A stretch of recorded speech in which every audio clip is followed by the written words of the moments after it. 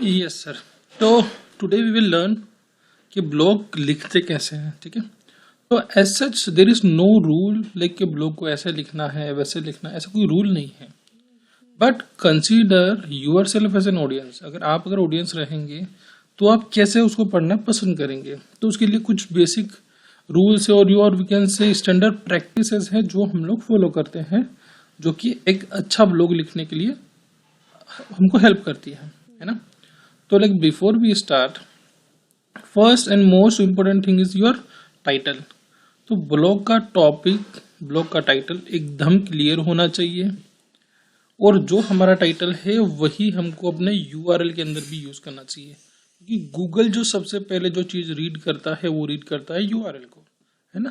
पहले वो यूआरएल को रीड करेगा, उसके बाद ही वो वेबसाइट तक पहुंच पाएगा, राइट। तो जो उनका जो क्रॉलिंग जो इंजन होता है वो सबसे पहले यूआरएल को रीड करता है। तो हमको ये मेक श्योर करना है कि जितने जो भी हम टॉपिक लिखवाना चाहते हैं, सबसे पहले वो स्टूडेंट के माइंडसेट से या फिर जो भी हमारा रीडर है उसके माइंडसेट से एकदम इजी होना चाहिए, है ना।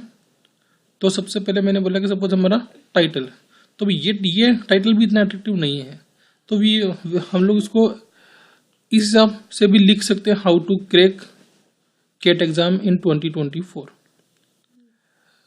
और फिर उसके बाद में हम लोग लिख सकते हैं easy tricks for quantitative aptitude. ठीक है, अदरवाइज हम लोग और भी किसी का यूज कर सकते हैं, है ना।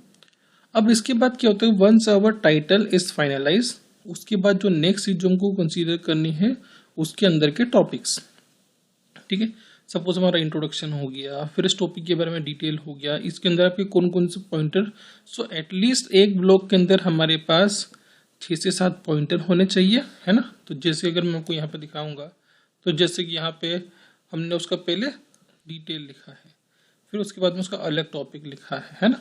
तो हर टॉपिक लिखेगा तो इसके अंदर minimum approximate 1000 word minimum that we expect in a blog. ठीक है, अच्छा, अभी काफी लोगों को ये भी अपना अपना मिथ होता है कि चैट जीपीटी से ब्लॉग नहीं लिखवाना चाहिए, वो एआई जनरेटेड कंटेंट है। यस, आई एग्री, बट ऐसा नहीं है कि आप एआई से लिखें तो वो कभी रैंक होगा ही नहीं, वैसा भी कुछ नहीं है। क्या होता है, गूगल को सिर्फ वो कंटेंट चाहिए जो नया हो। अब चैट जीपीटी का कंटेंट इसलिए रैंक नहीं होता क्योंकि वो पूरा घिसा पीटा होता है, क्योंकि वो बाकी देखो वो खुद से कंटेंट नहीं लिख रहा है, वो बाकी वेबसाइट से कंटेंट चुरा के आपको दे रहा है, इसलिए वो कंटेंट रैंक नहीं होता है।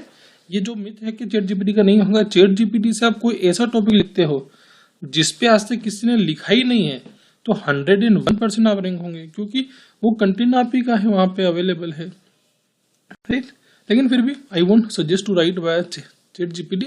हाँ, चैट जीपीटी का आप यूज कर सकते हैं डेफिनेटली, क्योंकि अगर चैट जीपीटी से अगर आप लिखवाते हैं तो आपको एक स्केलेटन आपको तैयार हो जाएगा, क्या क्या उसमें कंटेंट जाएगा, वो पूरी डिटेल वो बना के देगा, उसको फिर आप अपने अकॉर्डिंग मॉडिफाई कर सकते हैं। अगर आप खुद से अगर 1000 वर्ड का आप लिखने गए तो आपको 4-5 घंटे मिनिमम लगने वाले हैं। तो वही चीज, और उसमें भी आपको क्या बाकी वेबसाइट्स ने क्या लिखा है वो रिसर्च करना, वो सब करना पड़ेगा, है ना। तो अगर आपके पास कोई रेफरेंस ब्लॉग है, तब उस रेफरेंस ब्लॉग को भी उसका कंटेंट भी आप कॉपी पेस्ट कर सकते हैं, और चैट जीपीटी को बोलेंगे कि रीराइट दिस पर्टिकुलर कंटेंट, है ना। जैसे अगर मेरे पास ये आपका ही ब्लॉग है ना, ये आपको ठीक लग रहा है, अगर आपको पसंद नहीं आ रहा है तो मैं यही कॉपी करूंगा और चैट जीपीटी को बोलूंगा रीराइट बिलो आइटम्स, तो वो इसी को वापस से नए तरीके से लिख देगा, तो आपका वहां पे भी आपका काम हो जाएगा, है ना। तो ये भी चीज आप कर सकते हैं, बट सी देखिए, कंटेंट पूरा वहां से नहीं लेना है, सिर्फ उसको आप रेफरेंस ले सकते हैं, फिर उसमें आपकी detail, photos, content, topics, titles, वो सब आपको चेंज करने हैं। ठीक है, ये हो गया हमारा first thing about the blogs. अभी ब्लॉग्स की स्टार्टिंग कैसे करनी है, जो भी हमारा टाइटल है, तो जो एसईओ का जो पहला रूल है वो बोलता है कि आपका टाइटल मिनिमम आपके पेज पे 5 बार रिपीट होना चाहिए, है ना। मतलब जो हमारा कीवर्ड है सपोज क्वांटिटेटिव एप्टीट्यूड टेस्ट, तो ये हमारा एटलीस्ट 5 से 6 बार रिपीट होना चाहिए मिनिमम। ज्यादा बार ऐसा भी नहीं कि हम लोग बार बार इसी को यूज कर रहे हैं, पर ये आपके टाइटल में होना चाहिए, ये इसका पहला कंडीशन है। टाइटल के बाद में इमीडिएटली वही लाइन पहली लाइन में रिपीट होना चाहिए, ये भी उसका रूल है। देखो मैं आपको दिखा देता हूँ, इसलिए हमने वापस से वही लाइन हमको रिपीट करना पड़ी। ये हमने कुछ जानबूझ के नहीं किया कि यार वही चीज़ हमने बार बार क्यों रिपीट करी, क्योंकि जो एसीओ के जो 10-15 जो रूल्स होते हैं मैं आपको एक बार दिखा देता हूँ। तो वहां पे आपको पहला है कि योर कीवर्ड और title is not repeating in your first paragraph. तो इसका सेकंड इसका जो रूल होता है वो ये होता है। हालांकि पहले मैं आपको रिकमेंड करूंगा पहले आप कंटेंट लिखो, पूरा कंटेंट लिखने के बाद में उसको एसईओ फ्रेंडली हम लोग बाद में बनाएंगे, है ना। ऐसा नहीं कि कंटेंट आपके लिखते से वो एसईओ फ्रेंडली बन जाएगा, है ना। तो ये जैसे हमने यहाँ पे डिफाइन किया तो यहाँ पे हो गया। फिर उसके बाद क्या होता है, हमको एक इंटरनल लिंक और एक आउटर लिंक हमको हमेशा देना पड़ती है। वो भी कोई रूल नहीं है, वो सिर्फ इसलिए तक कि हमारे ब्लॉग की अथॉरिटी बढ़ जाए कि हाँ इसमें कोई कुछ ऐसी इन्फॉर्मेशन है जो यूजर को किसी और इन्फॉर्मेशन के ऊपर भी डायरेक्ट कर रही है। तो बेसिकली इन्होंने सिर्फ अपनी ही बात नहीं आपके सामने रखी, इन्होंने बोला कि देखो हमारी जैसी बात करने वाले और भी लोग हैं, है ना। इसलिए हम लोग हमेशा एक इंटरनल रखते हैं और एक एक्सटर्नल लिंक रखते हैं, है ना। तो इसलिए ये जैसा आप देख रहे हो तो हमने एक और ब्लॉग लिखा है और इस ब्लॉग को हमने यहाँ पे लिंक कर दिया है। इसका कोई मतलब नहीं है यहाँ पे, बट ये हमको करना पड़ता है। It's as per the good, like just उसका अथॉरिटी बिल्ड करने के लिए। उसके बाद जैसे मैंने आपको बोला टाइटल सब टाइटल्स वो आपको जैसे लिखना है जो लिखना है आप लिख सकते हैं, उसके लिए कोई भी ऐसा रूल नहीं है। बट हाँ जैसे कि मैंने आपको बोला पहले आप सिर्फ कंटेंट लिखिए, चैट जीपीटी की हेल्प लीजिए, रेफरेंस के लिए उसको समझो उसने कैसे लिखा है, या फिर जो हमारे पास कुछ ब्लॉग्स है, क्योंकि हमारे ब्लॉग भी मुझे अभी वाले ब्लॉग्स इतने ज़्यादा अट्रैक्टिव तो नहीं लगे बट फिर भी ठीक है। आप अपने पुराने ब्लॉग्स को अपन लोग रेफर कर सकते हैं, वो ब्लॉग्स काफ़ी अच्छे हैं as compare to this blogs. फिर एंड में हमने एक एक्सटर्नल लिंक भी हमको लगती है। तो एक्सटर्नल लिंक के लिए हमने क्या कर रखा है, फिलहाल हमने व्हाट्सएप का लिंक दिया हुआ है, उसकी जगह कुछ और भी दे सकते हैं बट एक एक्सटर्नल लिंक भी हम लोग दे सकते हैं, ठीक है। तो अभी हम लोग प्राइमरी फोकस में बोलूँगा आप कंटेंट लिखने पे आप करिए। एक बार आप उसको वर्ड फाइल में, नोटपैड में, जहाँ पे आप लिख पाए वहाँ पे आप लिखिए। फिर उसको एसीओ फ्रेंडली कैसे बनाना वो तो एकदम आसान काम है, एक फोटो लगाना कि वो लगाना वही सब कुछ है।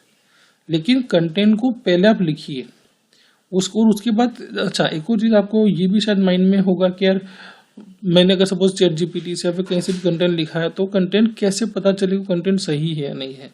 तब गूगल पे एक वेबसाइट है उसको आप चेक करिए, उसका नाम है प्लेगरिज्म चेकर, है ना, प्लेजरिज्म चेकर, या फिर इसका नाम है डुप्ली चेकर, है ना। तो इस वेबसाइट पे क्या करेंगे आप, जो भी आप कंटेंट डालेंगे ये आपको बता देगा कि वो कंटेंट कहाँ से कॉपी किया हुआ है। अच्छा ये भी इसके लिए भी ऐसा नहीं है कि आप कोई भी ब्लॉग कॉपी करेंगे अरे देखो आपने तो वहां से कॉपी किया है, ऐसा नहीं है। हो सकता है दो लोगों का माइंड भी सेम हो। जैसे मैंने लिखा welcome to today's blog we will learn about how to clear CAT exam. अब ये मैंने मेरे माइंड से बोला बट हो सकता है यही किसी और ने भी अपने ब्लॉग पे लिखा हुआ है, तो ये क्या बोलेगा कि ये आपने उसको कॉपी किया है, पर यार ये तो लाइन मैंने वहां से लिखी है। तो इतना ज़्यादा एक्यूरेट होने की भी कोई टेंशन नहीं है, बट ये कि अपना यूनिक कंटेंट होना चाहिए, उसमें मैक्सिमम इन्फॉर्मेशन रहे तो उतना बढ़िया। अगर सपोज आप 2000 का कंटेंट लिख सकते हो तो और भी अच्छा। अभी मैं आपको अगर कुछ बताऊं तो जो अच्छे जो ब्लॉगर हैं अपने इंडिया में, एक ही ब्लॉगर स्पेशल नाम से है, जो कि बंदा सिर्फ ब्लॉगिंग से महीने के 5 से 6 लाख कमाता है। मैं आपको उसका भी दो बार ब्लॉग दिखाता हूँ तो आपको समझ में आएगा। और देखो सपोज सबसे अच्छा पैसा मिलता है होस्टिंग में, तो आपको उसका ब्लॉग सबसे पहले आ जाएगा। मैं होस्टिंग सर्च कर रहा हूँ, ये सारे पेड एड्स है। पेड एड्स के बाद में आपको यहाँ पे स्पॉन्सर के बाद में ये देखो ब्लॉगर स्पेशल का इसका ब्लॉग है। तो अब ये इसके ब्लॉग आप देखो, एक ही ब्लॉग लिखता है ये, बट आप देखो ना ये ब्लॉग चलता ही जा रहा है। देखो 14 बेस्ट स्केलिंग वेबसाइट मैंने इसने कुछ लिखा ही नहीं है, बट इसने इतना स्ट्रक्चर वे में लिखा है। देखो पहले इसने सब किया है, ऑफर दिया है, ये उसकी इसी का कूपन कोड है, फिर अगला दिया, फिर टेबल ऑफ कंटेंट दिया, देखो कितना बढ़िया सारी डिटेल्स दी है। फिर ये हर वेबसाइट मतलब इसकी इस ब्लॉग में कम से कम 20,000 वर्ड है। ये आप देखो इसने भी internal link, outer link, images, photo, कैसे परचेस करना है, क्या करना है, सब कुछ लिखा है। तो इतना डिटेल ब्लॉग जब इसने लिखा है ना, तो इसकी अथॉरिटी भी उतनी हाई है। इसकी इस पर्टिकुलर वेबसाइट से ही इसको 5 करोड़ का सिर्फ इनकम होता है, सिर्फ इनकम, खर्चा वर्चा कुछ नहीं, क्योंकि ही ओनली डू रेफरल। अगर आपने इसकी वेबसाइट से कोई अगर होस्टिंग परचेस करी तो इसको उसका 60% पैसा जाता है, उसको बोलते हैं एफिलिएट इनकम। कुछ होस्टिंग वाले तो ऐसे हैं कि आपने 2000 की होस्टिंग परचेस करी और इसको वो 5000 रुपये देते कस्टमर देने के लिए। हम लोग भी ये वाला कर सकते हैं। तो ऐसे भी मैं आप जैसे रेफरेंस के लिए बता रहा हूँ कि ब्लॉग आप कितना भी बड़ा लिखेंगे उतना अच्छा है, जितना स्ट्रक्चर लिखेंगे उतना अच्छा है। ठीक है, इसी चीज को फॉलो करके मैंने भी अपनी एक बना रखी है, देखो मैं आपको दिखाता हूँ।